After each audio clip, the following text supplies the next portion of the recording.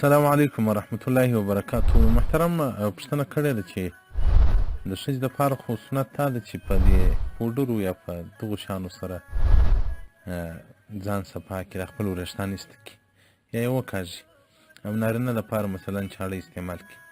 نو اوس وایي که یو ښځه د دې پوډرو سره الرجي وي، مثلا بدن ته تکلیف رسیږي او دا کښل خو نو هم یو نوع تکلیف دی، نسي کولی چې انسان وریښتان وکاږي. نو که چیرې چاړه استعمال کړي لکه نارینه چې استعمالوي، په دې کې شرعاً څه مشکل شته که نشته؟ محترمه هېڅ مشکل نشته. عذر هغه څه دی چې ډېر څه موږ ته روا کوي او راته معافوي.